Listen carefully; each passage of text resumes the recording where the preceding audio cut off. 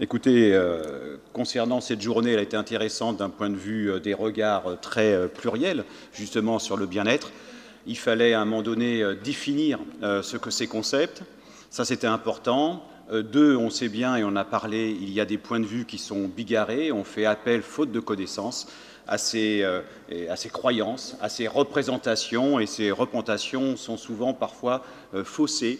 Et donc, il est intéressant de mettre des mots, les mots faisant les choses. On dit bien que la passion est l'âme de la parole. Au commencement, il y avait le verbe, donc forcément, il faut faire un effort sémantique pour bien s'entendre et se comprendre. J'ai aussi bien compris qu'il fallait montrer aussi l'approche systémique concernant le bien-être au niveau de la santé, de l'école. Oui, il y a une approche systémique, le tout est plus que la somme des parties qui le composent. La difficulté, elle est ensuite dans la co-construction. C'est-à-dire qu'il n'y a pas forcément consensus sur un regard d'un bien-être, mais on va essayer de s'accorder pour justement arriver vers un bien-être aussi bien individuel que collectif. Enfin, chose aussi importante, on a parlé de contexte. Oui, rien de nouveau, on est ici à l'Académie de médecine, eh bien on dirait qu'il faut faire attention à l'agnosie. L'agnosie, c'est la méconnaissance de ce qui précède. On est dans les années 50, on sait bien que le contexte est important. Kurt Lewin avait écrit une petite équation mathématique qui disait que le comportement ou la conduite, tout dépend comment on traduit, est fonction justement de la personnalité et de la situation. Donc le contexte est très important. Comme dirait Ferdinand de Saussure, qui était dans l'approche systémique au début du siècle dernier, il y a l'individu et son environnement, c'est consubstantiel, inséparable, comme le recto et le verso d'une feuille de papier. Ça, c'est important. On est dans le contexte. Ensuite, on a compris qu'il ne fallait pas biologiser l'individu. L'individu est une personne, est un tout. Et là, je renverrai à des grands lecteurs, en tout cas, et des grands auteurs que j'adorais lire. C'était Lévi-Strauss qui a fait une magnifique introduction à Marcel Mauss, qui aimait la démarche très ascendante, justement. Il avait dit, grosso modo, comme ça, vulgairement, l'homme n'est pas le produit de son corps, mais le produit, justement, de ses représentations et de ses techniques, qui évitent tout type, justement, de discrimination et de racisme. Voilà pourquoi voir l'autre dans sa figure est intéressant. Qui est l'autre? Il y a un jeu avec le je, J-E, il y a un jeu d'acteurs, et le jeu impacte forcément sur le je, mais le je peut aussi impacter sur le jeu des acteurs. C'est pour ça que je crois aussi bien sûr à la force de l'individu, malgré les contraintes d'un système. Trois rapports importants si on est dans un système. Le rapport au temps. J'ai entendu le rapport au temps, bien entendu. Le temps pour soi, le temps pour s'accomplir, le temps pour se poser aussi en famille. Et là aussi, on pourrait parler de la chronobiologie, mais du temps qui s'accélère partout dans ces mondes occidentaux modernes, et la globalisation nous amène à cela. Le temps des institutions, on a parlé d'altérité, le temps des institutions n'est pas le temps des parents, n'est pas le temps des usagers, de ceux parfois qui sont en souffrance. Et donc ce temps-là, il faut en tenir compte, et je pense que c'est un rapport au temps qui est important. Deuxième rapport, c'est le rapport à autrui. On l'a vu dans ce jeu subtil d'intersubjectivité, comprendre l'autre, l'estime de soi, c'est une auto-évaluation, mais qui dépend beaucoup aussi du rapport à autrui. Et le regard de l'autre va aider justement à s'accomplir ou pas. L'aspect dynamique est important vis-à-vis d'autrui. On l'a dit, si on est simplement sur la compréhension, et là je vais reprendre Cyrulnik, que certains ont utilisé ce matin, Cyrulnik disait une chose extraordinaire, nous sommes pendant une période où il faut contextualiser, Seconde Guerre mondiale, il faut comprendre et agir. Comprendre sans agir est propice à l'angoisse. Agir sans comprendre peut nous amener sur des actes déviants. Donc voilà pourquoi il faut comprendre et agir, voilà encore deux éléments qui sont consubstantiels. Le rapport à autrui, je l'ai dit, les intersubjectivités, je travaille beaucoup sur l'empathie, je n'ai pas le temps d'en parler, se mettre à la place de l'autre, tout en sachant que l'autre n'est pas soi, faire comme si je suis dans une perspective rogerienne, eh bien là aussi c'est important de prendre le temps de l'empathie. D'ailleurs, à l'école, beaucoup de thèses et de travaux ont révélé que plus l'enseignant est empathique, plus ça favorise un climat de classe et une meilleure réceptivité de la part des élèves. Donc l'empathie peut favoriser le climat scolaire, et le climat scolaire, on sait, a un impact aussi sur les apprentissages.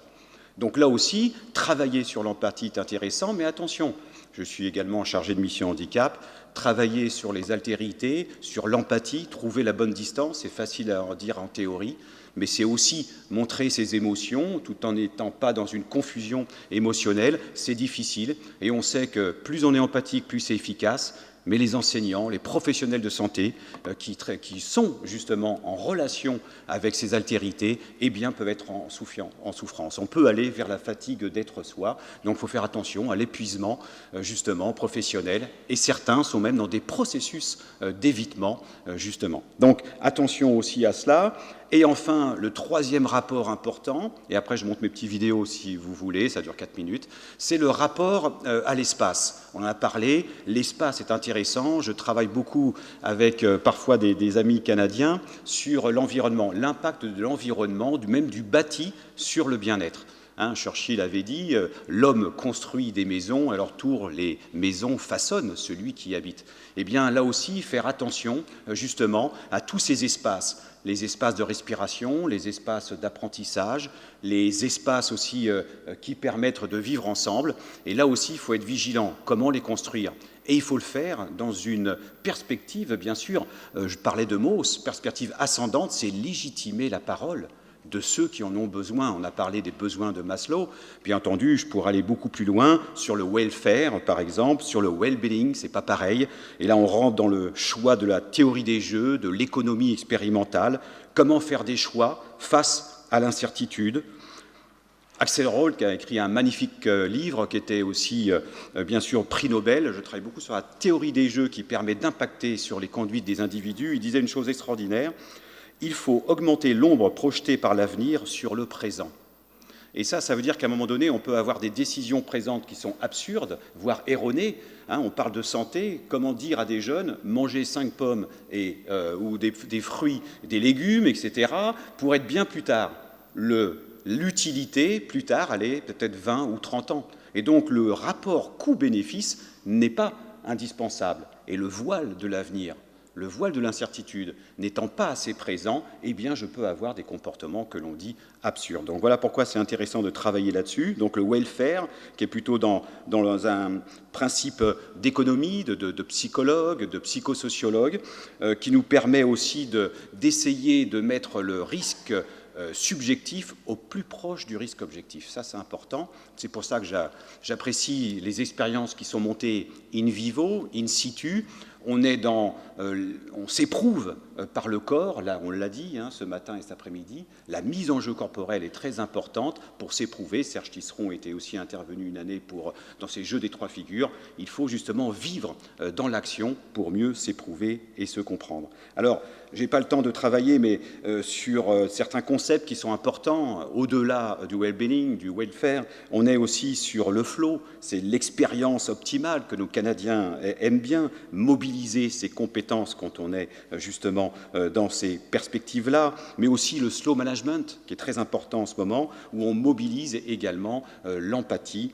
Mais je n'ai pas le temps de développer le slow management, c'est intéressant d'un point de vue de l'entreprise, mais aussi de l'école, c'est prendre le temps de. Et donc, c'est quelque part l'apologie, on va dire, de la lenteur. Et ça revient au rapport au temps que j'exprimais tout à l'heure.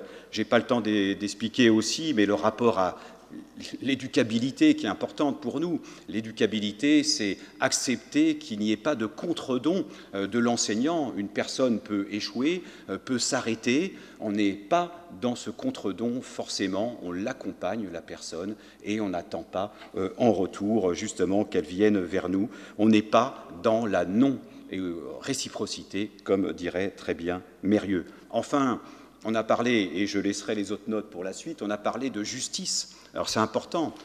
L'école est fondée sur le principe très démocratique qui est on part sur une base égalitaire pour mieux accepter in fine l'inégalité à la sortie. Or, cette égalité, est-ce que c'est une justice? Et là, je renvoie à la justice liée encore à Rawls, qui est assez intéressante, et lui-même, justement, mettait en avant, en tout cas, le fait qu'on pouvait, en tout cas, être dans un état juste pour viser, justement, avant d'être égalitaire, être juste avant d'être égalitaire, essayer de lever le voile de l'ignorance qui nous emmène justement vers l'égoïsme. Il disait également, on peut tolérer les inégalités si elles bénéficient à tout et à tous. C'est-à-dire qu'on est dans le principe où on va aider ceux qui sont les plus vulnérables. Alors c'est parfois, bien sûr, contredit, mais c'est une richesse assez implacable. On est dans l'accessibilité de type universel, tout pour tous. Et c'est là qu'on se confronte à l'autre dans ces « je » et ces « nous » et ces « ils ». Alors, si vous le voulez bien, je vais terminer sur, parce que là j'avais beaucoup de choses à dire, mais je vais terminer sur l'éthologie animale. J'ai entendu aussi cet après-midi que nous sommes des mammifères, très bien, dans une classification scientifique, on fait même partie de la même catégorie que les baleines, mais à un moment donné, on se sépare. Il y a des sous-partitions qui font qu'on est des hommes et, comme dirait Damasio, nous sommes des mammifères avec une conscience. Sinon, on serait des petits animaux, dit-il, et on est aussi l'expression de notre physiologie. Alors, ce qui est intéressant de voir, c'est que souvent, on a dit que l'homme, par nature, justement, lutte dans sa vie et que pour lutter dans sa vie, pour survivre, il faut s'étriper. Pas forcément, les animaux le révèlent, même s'ils ne sont pas sur la conscience, ils ont des attitudes de comportement liées à la réciprocité, à l'entraide, et ils n'ont pas besoin pour survivre de s'éliminer entre eux, ils peuvent coopérer et partager. Et je terminerai juste sur une note non pas pessimiste, mais se dire que tout ce qu'on a vu ici, ce sont en fait des actions personnelles, ils ont été récompensés. Par contre, malheureusement, il y a le côté macro. C'est-à-dire, est-ce que nos institutions sont prêtes à valoriser et à étendre ce rapport, justement, à l'école, au temps, à des initiatives et des projets qui peuvent épanouir l'autre et l'amener aussi vers le bien-être, comme j'ai dit en introduction, et le bien devenir. Donc le principe politique d'une politique de santé, mais aussi d'une politique éducative, c'est de se dire comment agréger les volontés individuelles pour qu'elles débouchent sur des volontés collectives. Je vous remercie.